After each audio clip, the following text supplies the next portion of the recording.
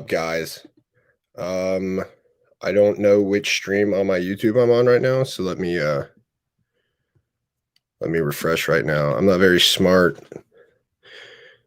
There we go. Ooh, I need to delete this other one real quick. I'm sorry. Major technical difficulties going on right now, so bear with me. Let me go ahead into the comments. So for those watching, which I messed this up, so I don't think anyone's watching. If you want to, just go ahead and shoot your questions, and I'm just gonna go through them one by one. Nothing's off limits, so just shoot me anything, you know, training, nutrition, supplementation, gear, whatever you want to make it, and I will answer away. Champ, what's up, brother? I hope you guys can hear me, because yeah, I messed this up pretty good.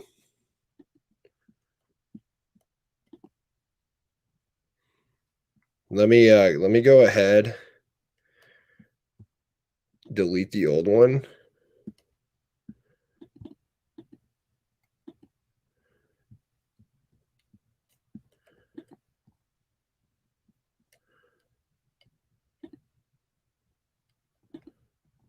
All right, I got this one live. Shareable link. Let me go ahead and tweet this out because I totally botched this.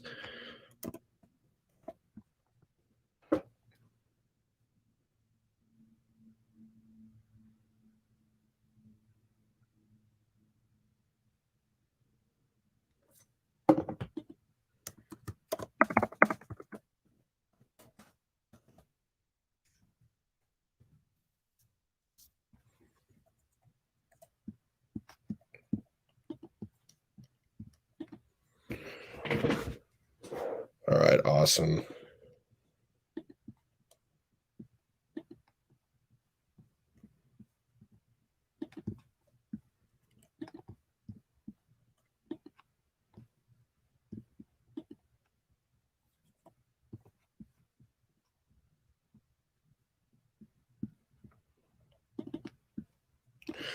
All right, guys, I'm here. Sorry about that. Technical difficulties. I'm trying to run a third-party streaming software with YouTube. Also, I'm not aware of time zones where I'm at because I'm not very smart. So we'll roll into this now. I just tweeted the link out, so hopefully we can get some people to roll into here. So first question I got is from John Mers. The question is, does brand of creatine monohydrate matter? Some brands are priced radically different. No. So I personally go through a company called True Nutrition, and they do bulk creatine. Sorry, someone said not very smart indeed. I appreciate that. Thank you. True Nutrition, they do bulk creatine. I think you can get like upwards of like 50, 60 servings for like $15. So I just do that. Creatine monohydrate doesn't matter. The only other option you'll have, and this is convenient, and I like to do, there's certain pre-workouts that I like because of this, is they will actually have the creatine monohydrate already in there, dosed at 5 grams. So I love, like, that's just convenient. I can just scoop that in there and I'm good. But yeah, there's nothing special. Don't fall for the gimmicks of like super creatine or whatever. It's all the same. And then with dosage, I like to do 5's the minimum. I do 10. I'm a bigger person, and personally, I notice more benefits when I use a little bit higher of a dose, but that's what I do. But yeah, True Nutrition. I even think for new customers, you can use code BowTiedOx at True Nutrition. I think gives you like 10% off, but that is what I use. Let's see. Not very smart indeed. You guys have already figured me out. I've been doxxed. NFT. If we're talking about like a non-fungible token, I'm doing fitness stuff right now. If you want a fitness NFT and you know how to do it, hit me up. I don't even know how I'd use that. But no, I'm trying to keep this fitness related. This isn't going to be really crypto at all.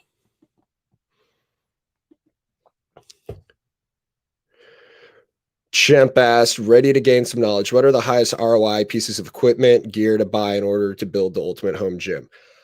Power block. Like the dumbbell power block, the adjustable dumbbells. Those are absolutely great because you pretty much have an adjustable dumbbell up to like, I think like some of them go up to 70 pounds or something crazy like that. So those are great. You don't have to get a whole rack of dumbbells. A squat rack, a bench, and some plates, and you can get huge. To be honest, like that's really all you like. I'm not going to act like you're going to get like pro bodybuilder big off that, but if you have plates, a squat rack, a bench, and some plates, I think I already said plates, you're good. You really don't need much more. Outside of that, a treadmill's convenient. Again, you don't need it, but they're only a couple $100. And for cardio, like just being able to walk out to my garage and hop on a treadmill is huge. Trying to think what else. A pull-up. So I have a pull-up bar dip station, like all in one thing. That thing is money. I think it was like $60 too. It's raggedy. It's not great, but it's awesome. Yeah. Other than that, if you want to get really extreme and you have the space, I'm kind of in a toss-up between like a leg extension machine. I don't think that's very expensive either if you have the space.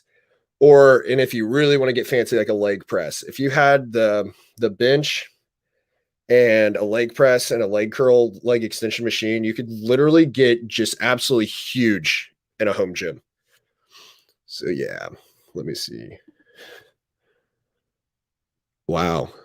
Herbie Grinder. Explain why Z's is so important to the new age of fitness. I really wasn't expecting to cry today. All right. This is kind of a low blow.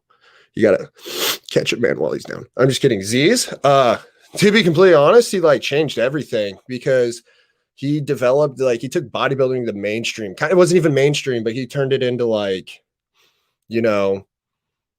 this attitude of like, he was like the everyday fitness guy. Like he was just this small kid. We're all going to make it, He was big. He just really, really, really didn't care. And he just influenced the whole generation to just like, it was cool to go get fit. So he was pretty important.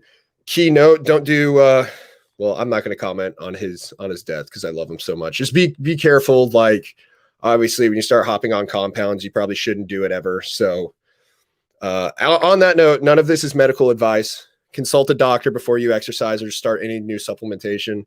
I'm just an anonymous ox here telling you how to get big. No, probably not. I mean, you can ask your questions, and if I get slow, I'll answer them, but this is mainly going to focus on like fitness, nutrition, and supplementation.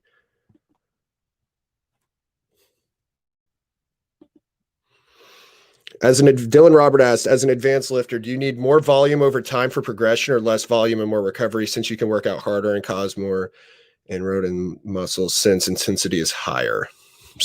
Volume is kind of like, it's very subjective, if that makes sense. So volume should just stay low generally. Like volume really doesn't need to go up because if you're truly, truly, truly taxing them out, like you are taking things to failure, you do not need to do a lot of volume. Like 1 to 2, one set. I mean, if you want to go old school blood and guts, Dorian Yates, like you can do one set of an exercise to absolute failure and you'll grow. One thing you'll notice is like recovery. It's kind of like this, like there's this like curve where beginners are going to need a little bit more recovery. Intermediates can get away with a little bit less. And then like advanced guys actually need a little bit more recovery because like there's a huge difference between, benching 135 and benching, 350 for reps. That's taxing the central nervous system in a completely different way.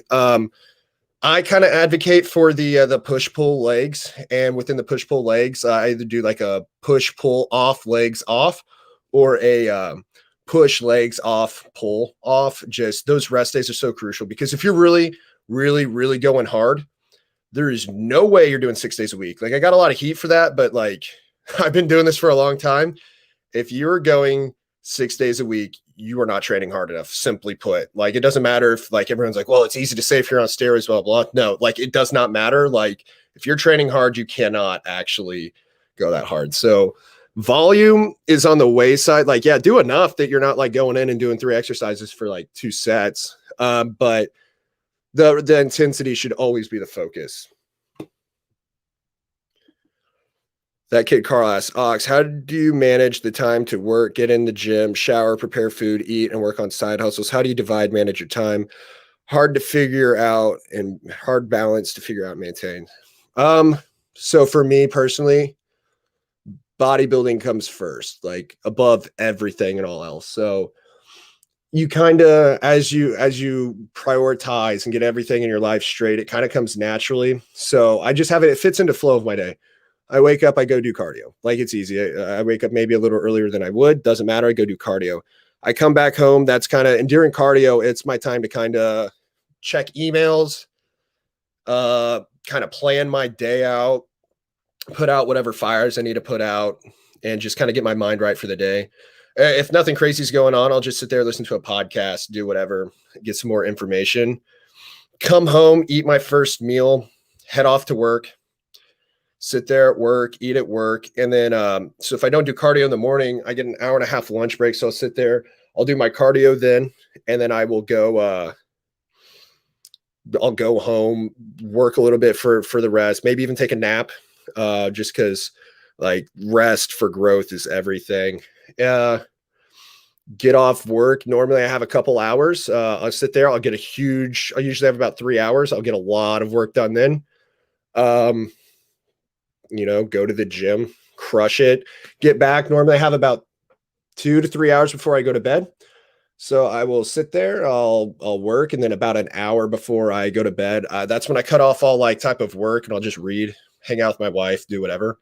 But if you really, really, really want to succeed, not to be that guy and that trite, like, you can do it. I'm not David Goggins. I'm cooler than him. I'm just kidding. But if you really want to make it work, it will just work. Like, you'll just figure out the way. It's just going to take a little bit. Like, I didn't come up with this overnight. My systems and what worked for me, I had to kind of experiment with, and now I got it down to science. But I hope that helps. I hope it wasn't too vague of an answer, but like, just over time, you'll start to learn like what's working for you. And it's just important that you prioritize. Like, I don't play Xbox. I don't stuff like that. I just don't have time to, as much as I'd love to. I'd love to sit there and play Warzone all night, but my Xbox is unfortunately collecting dust. But yeah, you'll have to that's your balance that you're just going to have to figure out. But balance is kind of bullshit. You kind of got to go extreme on things if you really want to, push the envelope. Sponge asked, how do you set measurable fitness goals for different body types, height? I don't believe in goals at all. The only goals I'll ever have in the gym are last workout, I did 4 plates per side on straight leg deadlifts for 9. And this workout, I'm going to do 4 plates and a 5 on each side for, 6, because my rep range would be like 6 to 9. And so the only goals I make are making sure I'm progressing. So I use my logbook. I'm huge on the logbook. Like, you have to be tracking and, actually progressively overloading to be sure you're putting on size, especially if you're in a gaining phase, or making sure that you're not losing a bunch of size if you're trying to cut. For different body types and height, for setting a goal, I mean, if you're trying to get some type of ratio, like the golden ratio, like Steve Reeves, old school bodybuilder, he encompassed that pretty well. Wall Street Playboys, or as we all know him, Bowtied Bull, talked about it, and efficiency. There's a golden ratio of like what's perfectly aesthetic. If you're going for that, it's just going to be a matter of like measuring your body parts and making sure you're training, within that priority, if that's what you're going for. But yeah, personally, I just go in, and it's like, I guess to elaborate a little bit more too, if you have lagging body parts then, and they're lagging just based off look, you can go maybe optimize your split, maybe hit them a couple more sets, get a little bit more volume on them. But yeah, I don't really have goals again. I just have a system. Like, I go in, I beat my logbook, I go out, I eat. If I'm trying to bulk, I hit my calories, in my surplus. If I'm cutting, I do my cardio and hit my calories in a deficit. I operate on systems, really, just like everything else in fitness. That's a good question. Let me see. Herbie Grinder, is there anything to help with loose skin when fat guys get fit? Unfortunately, depending on your level of fat loss, there's not really going to be too much you can do if you're talking losing substantial amounts of fat. It's going to be very, very, very, very hard to do without getting surgery if you lost a substantial amount of fat. Now, the skin's very elastic. So if you lost, like, let's say 70 pounds, depending on your height and everything, yeah, there's the potential there that over time you'll actually tighten back up. But yeah, if it comes to like actual loose skin that's hanging down, other than surgery, I mean, maybe someone else has a better answer to this, but from my base of knowledge, like that's a tough one. That's a tough one, and I definitely sympathize for guys that have that problem. But yeah, unfortunately, I don't really have like a good like, hey, yeah, this is what you can do answer. How to heal, regenerate, and prevent shoulder injury health. So I'm not a physical therapist by any stretch of the imagination. I do understand how the body works, but I'm not a physical therapist. Let me like kind of preface it with that. What you can do is work on pulling, face pulls. A lot of people lack rear delt. A lot of people do a lot more push work than pull work. So a lot of times, you know, you can actually have your shoulders to where they're rounded forward. So a big thing is face pulls and making sure you have that balance within, you know, shoulder strength and your actual musculature of your shoulder. Again, it would depend on your injury. So if you had to completely get like an AC joint surgery, that's going to be a very different recovery process than if you blew out your rotator cuff. So again, that's going to be very, very, very individual. But for the general population that are having shoulder issues, more than likely going to be because they're just doing more push than pull, and they need to add more pull.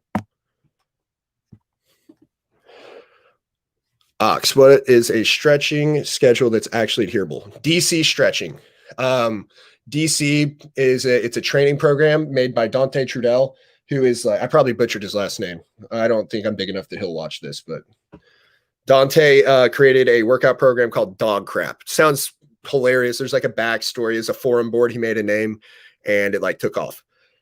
DC training is like the base of like all major bodybuilders and everything. It's hardcore progressive overload. He came up with a stretching protocol within this, and essentially it's like weighted stretching. It's kind of bro science meets real science. It's has to do with stretching out the muscle fascia to allow blood flow and everything into the muscle. So that is what I do. So intra workout, I will do, say after my chest compounds, I'll do a like a weighted fly, and I'll sit there and I'll stretch the muscle out, or I'll do a like on a dip apparatus. I will sit there and stretch the chest. There's different stretches for the biceps, shoulders, quads, you name it. You can just Google literally DC stretching, and you'll be able to find just articles that are super helpful with that. That's the best way I found to stretch. I don't stretch. I do. Sorry, let me go back. I do DC stretching. I do no type of like static stretching at all. Static stretching before exercise is actually one of the worst things you can do in terms of like putting yourself at risk for injury. So yeah, when it comes to stretching, that's all I do. When I show up to the gym, I show up, get my mind right, maybe do some primer movements like pec deck, you know, leg curls, whatever, and I get into my lift. Yeah, I don't do any like prior stretching to my lifts, and I've never had a major injury for what that's worth. Any thoughts on the 4-hour body geek to freak? I don't have any thoughts because I absolutely have no idea what this is. I'm going to be completely honest. I'm sorry. Thanks for the thoughts. Are you meal prepping breakfast, lunch, and dinner? I'm meal prepping 6 meals a day. Well, 4 of my meals are cooked, and the other 2 are so after post-workout, I'll do 120 grams of a gluten-free rice-based cereal with I'll use whey with almond milk as like my milk substitute. So I'm getting my protein in there. And then I'll do like 100 grams of fruit. And then my last meal of the day is Greek yogurt, peanut butter, and whey protein isolate. Other than that, I meal prep everything. I do a lot of chicken, potatoes, beef and rice, salmon, and I'm trying to think, and steak. So I meal prep every single, either the night prior or the day before. I don't.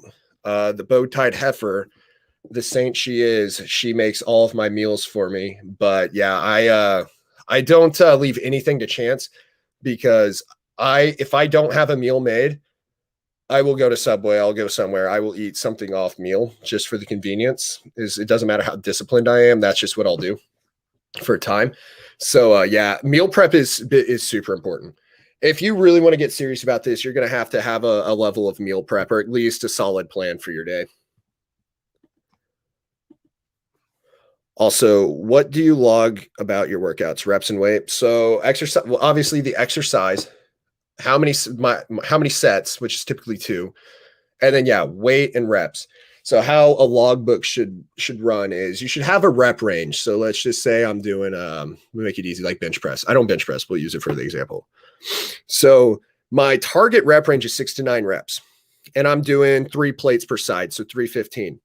And I get that for 9 reps. So I know I hit the top of my rep range. So it's actually time for me to increase my weight. So I'm just going to add 5 pounds the next workout.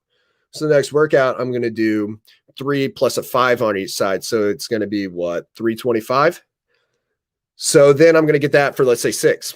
And I'm going to continually go back and hit that until I can do that for 9. And that means that I've now progressed that rep range. And so now I'm going to up the weight again. So that's what I use the logbook for. I absolutely log everything. But specifically weight, reps, and then my sets.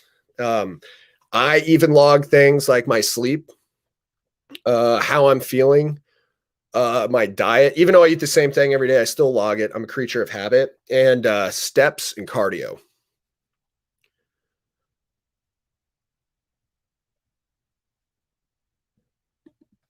TRX suspension. TRX is actually very, very, very effective in terms of well, first, if you don't have equipment, I don't do much TRX, just to be completely transparent. But what I will use the TRX for is for shoulders. So for specifically doing a version of kind of like a rear delt fly. I love it. It really gets a good stretch. It really feels like a good natural movement. And yeah, TRX though, just because I don't use it doesn't mean they're not effective. If I did not have gym equipment, I am pretty positive that you could get absolutely, I don't want to say huge, because huge to me is like Ronnie Coleman, but you can look very, very, very good just using TRX. Yeah, I'm a fan. White rice, potatoes, okay, or only beans if I'm 14% body fat and want to go to sub 10. There's not an answer to this, to be completely honest. White rice is great. Potatoes are great. Potatoes are actually one of the most satiating carbs on the satiation index. So like, you're obviously going to be more full when you eat potatoes. White rice, everyone handles white rice very well. I've never met a person that has a problem digesting white rice. Getting from 14 to 10% body fat it's not really going to matter what you're eating. It's going to matter how much you're eating. You could, in theory, eat ice cream and get down to sub 10 if your calories are low enough. Are you going to perform well? Absolutely not. But you can get very, very lean eating whatever you want as long as your calories are controlled. So I just say stick to a high protein, moderate to low, whatever you want to do with carbs. You can go high carb, low carb, it doesn't matter. All I suggest is you keep your fat intake high enough to support hormonal health, and you keep your carb intake then can fill in whatever's left over after you've met your fat requirement. That's not really low carb, high carb, whatever, it doesn't matter. I personally go high carb because I feel better and I perform better while cutting. But at the end of the day, what's going to matter is that I actually have a article in my Substack that's kind of a diet 101, and it'll show you how to really set up the diet in terms of getting into a caloric deficit. And that's going to be the determining factor of going from 14 to sub 10% body fat. No. Are dead hang or the question is, are dead hangs good enough for grip strength? No. In my opinion, absolutely not. They're not really training your grip strength as much as grip endurance, which is important, don't get me wrong, but you're going to want to be doing some type of force production exercise, i.e. deadlifts, anything picking up a bar that's loaded. You're going to pull ups, like actual pull ups, hammer curls, really anything, farmers walks, just doing dead hangs aren't going to do that. Like you're going to get a lot stronger from picking up 300, 400, 500 pounds off the ground in terms of a deadlift than you are just from doing some type of dead hang exercise. Will they help? Absolutely. But I don't think it's going to be just enough for grip strength. So yeah. So all right. As I wait for questions to come in, I'll go ahead and kind of update on what's going on within future projects coming out right now for within what I'm doing with the Substack and everything. So right now, I'm planning on releasing a couple guides that I'm in the works on right now.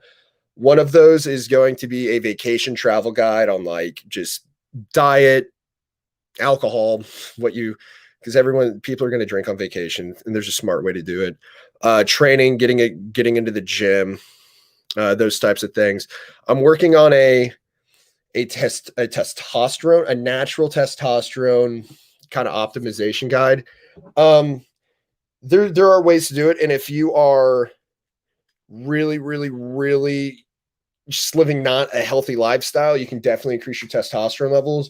So I want to put out a way that people can naturally optimize. Now I'm realistic where a lot of people don't mention this. Like at a certain point, you're beating a dead horse hormonally. Just your body isn't going to be doing it anymore, especially if you're getting into your later 30s and 40s. So I'm going to release that before I do a guide on TRT, because a lot of the guys in here over the age of 35 are definitely going to have to look into that, because your body's you're not going to get it back. You're going to have lower testosterone levels more than likely for the rest of your life, and your quality of life is going to be way lower. So then I'm going to do a guide, and it actually fit in very well because the company I've actually been recommending forever just did an ambassador program. Their name is Prime Body, and I just got accepted into their ambassador program. So I'll be able to get a lot more information out there and hook a lot more guys up with that information. Again, I am not going to be recommending this to any younger guys. Like, stay away from it. Optimize your lifestyle naturally. You do not want to be reliant on a needle for the rest of your life. But for the older crowd, that's definitely just not going to be able to really get their levels back up naturally. It's a really good option for them. And then I have the push-pull legs program. It's taking a little longer than I wanted because I'm actually trying to put this together a little bit more professionally. I'm trying to get some graphics work done, have a cover, everything. I'm going to release it on my Substack, but I also want to see about getting like an actual PDF version that can go into your iBooks or whatever software you use, so you can actually pull it up and reference it without opening your email up. I think that would be very useful. That's kind of, the last thing is one-on-one coaching. It looks like I'm talking to the developers at this company because I'm trying to keep the program anonymous, but within the next few days, there's going to be a big announcement on some coaching opportunity that I'm extremely excited about, but I will keep you guys posted on that. But it looks like George has another question. So let me get back to the Q&A. I do 5 days meat, veg, and beans only, then weekends, no rules. I make progress when the 5 days are good, but it's been a seesaw on a good streak now. Yeah, I mean, you can't really go wrong with meat, veg, and beans. Beans have got your fiber, good protein, than the meat and veggies. Weekend, no rules. Honestly, this isn't popular. Your weekends can really throw you off. They can completely just destroy your deficit. The reason being is, let's say you're doing a 300 to 500 calorie deficit. So at the end of those 5 days, if you're doing 500, you're in a 2,500 calorie deficit. That's a little under, it's like 0.75 of a pound of fat, which is great, but that's a 2,500 calorie deficit, even less. So 1,500 if you're only 300 calories in a deficit during the week. That weekend, It's very, very, very easy to destroy a 2,500 calorie deficit. I can do it in about 2 minutes, to be honest. So it's going to be very, very, very important that even though it's the weekend, you still have to be mindful that this, realistically speaking, I think you can have like 6 cookies from Subway and absolutely just undo your process. I mean, I could eat those 6 cookies in like, yeah, 2 minutes. So like, you just have to be mindful that like you can't really go off the rails. And especially like you were saying you wanted to get sub 10% body fat. That's a whole different beast. Getting down to 11, 12%, anyone can do that relative with a little bit of willpower. Sub 10, you're going to be hungry. You're going to feel terrible. And you're going to have to stick on your plan at least 6 days a week. A cheat meal is okay. A cheat day, that's where you're going to really start running into problems. Any comments, tips on doing a long bulk for the first time? The first tip I would have is make sure you're lean enough that you can do a bulk for a long time. If you're starting around 15, even down to like 12, 13% body fat, and you want to bulk for a long time, you're going to do a very, very, very big disservice on your body. Hormonally, once you get above 15% body fat, you're going to start hampering your natural testosterone production. You're just going to feel bad and you're going to look bad. I mean, that's okay. If you're okay with looking bad, that doesn't have to necessarily be the criteria. But if you are a natural athlete, you are definitely going to start affecting your hormones negatively. I personally would start at least sub 10%. It's even better to get to like 6 to 7% body. 6 is a little lower, but 7 to 8 would probably be a good starting point. And then you have a large margin of error before you're into that 15% body fat, which is where I would like, that's my max cutoff on a bulk. Once you're around there, you're kind of being counterproductive and you actually start to see your fat gain just outpace your muscle gain by a lot.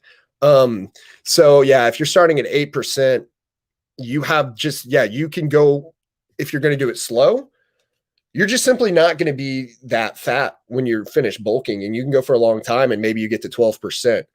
If you go fast, you can still kind of go hard and it's still going to take you a long time to get overweight. Really just for the long haul, bulking's easy. It really is. Just make sure you're not skipping meals. A lot of guys, I don't have this problem. I'm always hungry, but a lot of guys, they'll skip meals. They'll just not be hungry. So I'm not saying to force. Well, no, I am saying to force feed yourself. If you need to get a certain amount of calories to grow, you're just going to have to, you're going to have to eat. Simple enough. Other than that, lean enough, eat enough. Don't burn yourself out. Make sure that you are, taking, I would say go hard for 12 weeks and then take a week off. That week, you don't have to go necessarily off if if it's like me, it's something you have to do just mentally. But like definitely deload, definitely go in. I always make the joke, work out like an actual regular person instead of like going super hard, like actually just kind of go in there and like just mess around on some machines. So yeah, don't start too fat, don't eat too little, and don't burn yourself out. That's the best advice I can give anyone doing a long bulk for the first time. Do you drink? If, when, what are you drinking? If I'm cutting or in any type of competition prep, won't even look at it. Won't even think about it. It doesn't even enter my brain for drinking. Even bulking, or I just call it my off season. My off season, not really. I'm on vacation right now, so I'll drink. What I'll drink, I'll stick to liquor. Or like even, I have no shame in this, and I'll fight you if you have a comment. I'm just kidding. White Claws, absolutely love White Claws. I'm a total Chad, so it's okay. But yeah, I stick to low calorie stuff. I don't like to get sugary, like, I don't know, like Jack and Cokes all night. I like to stick with like straight liquor. Drinking is absolutely shit for your physique. Like, there's not much you can do worse in terms of just crushing your performance the next day. your inhibitions get lower. So you'll eat a cheeseburger, eat whatever, all the cheesy, greasy foods you want. And yeah, it's just empty calories you don't need. If you're trying to take fitness seriously, like drinking's just probably one of those things. You gotta, anytime you want to do something, above the norm, you're gonna have to make some sacrifice. And that's just something that doesn't really have a place in any fitness program unless, obviously it's a special occasion. For the bulk, is it a bad look to be taking down quarter pounders from McDanks? No. Let me emphasize on that. If you are doing more of a dirty bulk and you don't really care where your calories come from and you're still getting mostly clean food in terms of like actual nutrient dense food and you need calories, absolutely not. When I need calories, because I'm a large person, I think right now I'm probably sitting at 230 at around anywhere from 10 to probably around 10% body fat. I have to eat an ungodly amount of calories. I'm not doing that on chicken and rice. It's actually hard to do if I'm not doing at least a cheat meal a day. So yeah, I mean, as long as you're not a fat ass and you are, getting nutrient dense food, absolutely can get away with eating some quarter pounders as long as that's not making up most of your diet. But I know pros, maybe it's not the right way to do this, that when they were starting out, they didn't have a lot of money. They were super poor and the McDonald's dollar menu was all they could afford. And these guys are absolutely huge and shredded. So take that for what it's worth. I wouldn't make it my main food, but at the end of the day, you've got to do what you got to do if you want to grow. The cheat day sets the body's metabolism for the week. I've heard a lot. No, not necessarily. It's not going to set your body's metabolism for a week. There is an argument for it to temporarily boost your metabolism, but you're looking at more of a refeed day, which is more of the strategic use of carbohydrates. And actually so on a refeed day, you'll actually minimize your fat intake extremely low, and you will increase your carb intake substantially to where it's a little bro sciencey because it works to refill glycogen and kind of fill you out, but they say that it will increase a hormone that controls your rate of fat loss known as leptin.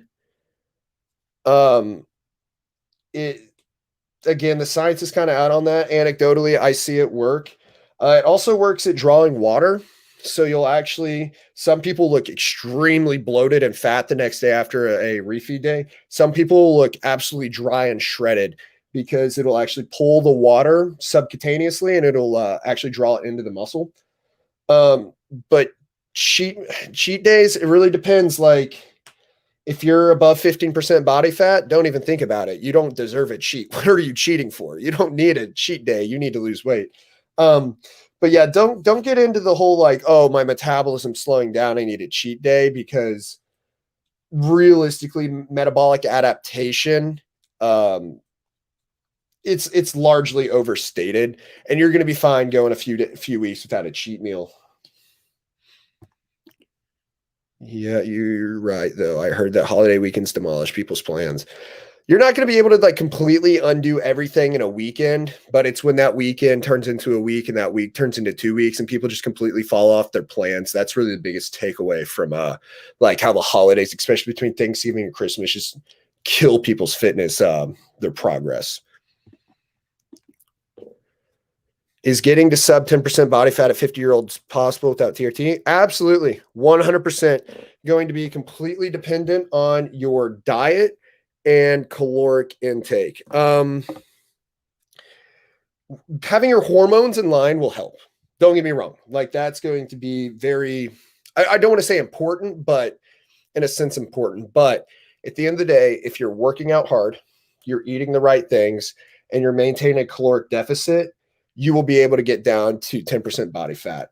Where that will influence will be your rate of body fat loss and your strength and the muscle you retain and everything. So it's easier with TRT, or maybe you don't even need TRT. Maybe you actually just have very good testosterone levels. But even if you're low, as long as your diet's in check, your training's in check, and you're doing all the right things. Yeah, absolutely. Age, obviously there's a limit. When you're 70 years old, it's going to be much harder. But 50 in terms of fitness is, I don't even want to call that super old, because you have Dexter Jackson, who's a pro bodybuilder right now. And I think he's about to touch 50. Maybe it's 40, but he's older. Obviously he's on a ton of gear and everything else. So like maybe not the best example, but yeah, there's tons of guys that are 50, 55, 60 that look great. So yeah, as long as you can just stick to, a healthy, good diet and really maintain a caloric deficit, you'll be fine. Is there any reason to cycle off creatine? I did a year at 5 grams a day and cycled off for 3 months. I've been on for 6 months. I'm wondering if I should cycle it out in the future. I don't cycle creatine. I take creatine. Creatine gets this weird bad rep for being bad for your liver. Some people even think it causes hair loss. A bunch of different weird myths. If you're drinking enough water, which really just like you should be drinking a lot of water anyway, but you need proper hydration. And yeah, it's really not going to do anything. Creatine really only helps you in the gym through through your energy systems, through the ATP production. There's really not a reason to cycle off creatine unless you're doing something cosmetically and it makes you hold water and you want to drop that water. Other than that, I don't personally believe, and a lot of people in the industry that know what they're talking about do not believe in cycling off creatine. Now, I do see, for one or 2 weeks coming off everything, just let your body kind of have a break. You could do that, but yeah, personally, I've never really seen anybody have issues with creatine.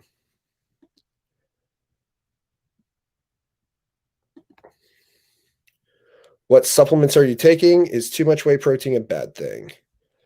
Supplements I'm taking. I'm going to pull out my phone real quick, if that's any indication of how many I take. Here in the comments, do you want to know what supplements I'm taking, or like what like over-the-counter supplements I'm taking? Because I'll give you the answer on both if you want it.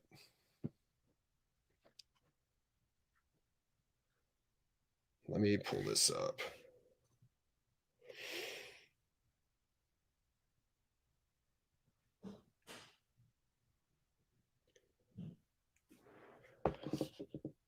So supplements, I take a Super Greens every morning post cardio, 2 grams of fish oil. I take Revive Kidney. I do not have kidney issues or do anything that would affect my kidneys. Well, per se, I do it because it's got astragalus, which is super good for your organs. Vitamin D3, K2, and K2. I think I take. It's in a pill. It's Revive MD. I think it's 5,000 or 600 IUs of vitamin D, and I don't know the K2. I take 300 milligrams of B6. I take 60 milligrams of relaxafine to keep away the gyneclomastia effects of testosterone. I take before bed. I take Heart by Revive MD, and I take Lipid by Revive MD to make sure that my cholesterol, my lipid profile stays good. I take another 2 grams of fish oil before bed, a vitamin B complex, 1,000 milligrams before bed, and another 2 servings of Revive Kidney. And right now, my current cycle is around 500 milligrams of testosterone and anthate, split every other day. I'm taking around 150 milligrams of nandrolone phenylpropionate, NPP, every other day, and 100 milligrams of primobolan every other day. And then with that, I take 12.5 milligrams of Aromacin, and what else do I take? That's it. I don't have any prolactin issues when I take that. Right now, I did start taking MK677, which is a growth hormone secretagogue, simply because it really increases my metabolism and it gives me a little bit of water retention, and I enjoy the water retention because I can leverage that into a lot more strength when I'm working out. But that's pretty much all I take in terms of supplements and super supplements right now. I believe in keeping dosages when I cycle very, very, very low. I don't want to end up one of those dudes that are dead at 55 or younger. And I don't plan on doing this for a very long time. I will retire from competitive bodybuilding before I die. Again, I do not advocate the use of any of these. The steroids, that is.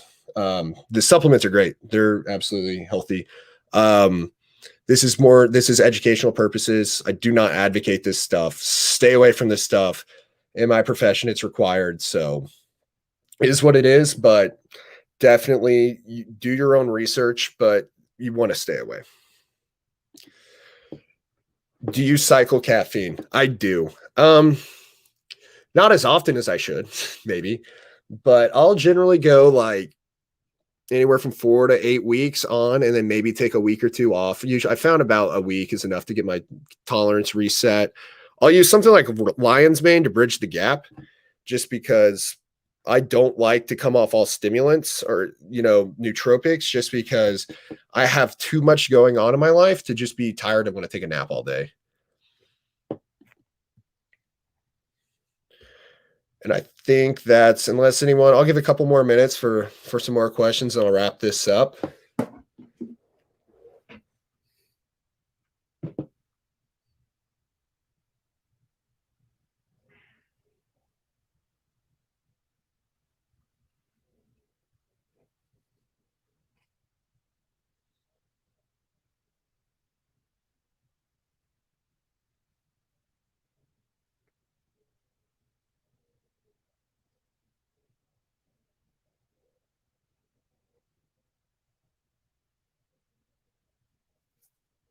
I actually just got a DM question.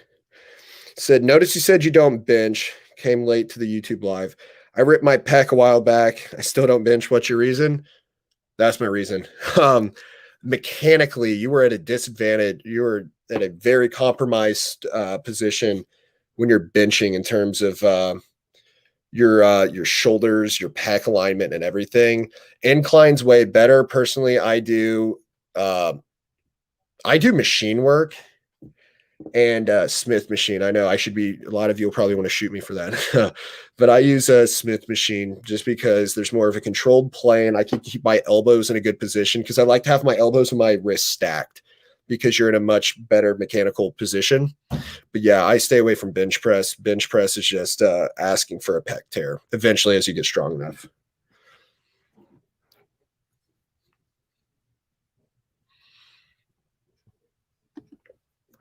How much of your protein do you supplement with whey? Probably 40, 90, 100 grams a day. I don't specifically know like what gram of protein that is. That's just how much how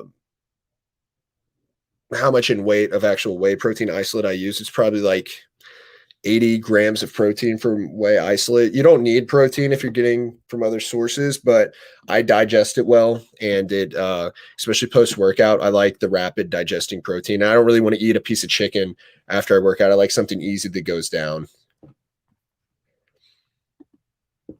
Mo plates, mo dates. Derek is my dude. He's a really good dude. He knows what he's talking about. Me and him have a bunch of the same philosophies when it comes to lifting and gear and all of that. Highly suggest checking him out. He also is one of the minds. I think he does the formulation for Gorilla Mode supplements, or Gorilla Mind supplements. Absolutely fantastic supplements. I'm not affiliated with them, but I cannot say more positive things about them. I will say that I have bigger delts than Derek, so just putting that out there. Facts. Straight facts, brother. But yeah, guys, so I think I'll wrap it up here. I'll give it exactly 45, no, I don't know math, 35 more seconds before the 50-minute mark. I appreciate all of you guys coming out and listening into my ramblings. I'm going to be doing these once a week, maybe more. I'm on vacation right now, so it's been kind of crazy to juggle working all of this stuff while actually trying to have a life. But yeah, I appreciate all of you guys coming out. I'll keep you guys posted on when I do more of these. Fantastic questions today. Yeah, so looking forward to doing more of these. Yeah, it doesn't look like I have anything else coming in. So I hope you guys enjoy the rest of your weeks and keep on crushing it. I'll see you guys later.